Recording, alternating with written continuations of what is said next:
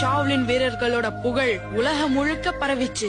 அந்த சமயத்துல காய்ஃபுங்கிறவன் எங்க மேல செம்மையா இருக்கு. ஒரு பக்கம் காய்ஃபு கிட்ட 108 வீரர்கள் இருந்தது. இன்னொரு பக்கம் சைனாவை சேர்ந்த 5 மாவீரர்கள் இருந்தாங்க. அதுக்கப்புறம் தான் காய்ஃபோட உண்மையான குணம் என்னன்னு தெரிஞ்சது. அவன் ஷாவ்லின் டெம்பிளுக்கு ஒரு எச்சரிக்கை விடுத்தான். ஒவ்வொரு வருடத்தோட முதல் நாளும் ஷாவ்லினுக்கும் அவனுக்கும் இடையில போட்டி நடக்கும்னு தெரிவிச்சான். அந்த அறிவிப்பு படி கடந்த 9 வருடங்களா போட்டி நடந்துகிட்டு இருக்கு. ஒவ்வொரு தடவையும் எங்க வீரர்கள் தோத்துக்கிட்டு தான் இருக்காங்க. சைனாவுல இருக்கிற எல்லா வீரர்களுக்கும் பயிற்சி கொடுத்து பாத்துட்டோம். ஆனா காய்ஃபுவ ஜெயிக்கிற பலம் யார்கிட்டயும் இருக்கிற மாதிரி தெரியல.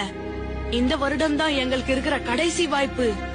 இதுலயும் தோத்துட்டோம்னா ஷாவ்லின் மட்டும் இல்ல, சைனாவுல இருக்கிற எல்லாரும் காய்ஃபுக்கு அடிபணிய வேண்டி வரலாம்.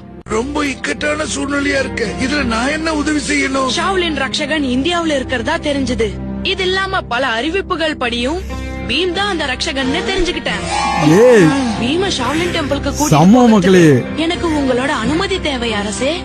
ஆனா காய்ஃபோட மோதிர அளவுக்கு பீம் கிட்ட திறமை கிடையாது. அவன் சின்ன பையன். நீங்க கவலைப்படாதீங்க மகாராஜா. இந்த விஷயத்துல மிங்குக்கு உதவி செய்ய எனக்கு எந்த கஷ்டமும் இல்ல. என் ஆசீர்வாதம் உங்களுக்கு எப்பவும் உண்டு. வெற்றியோடு திரும்பி வாங்க.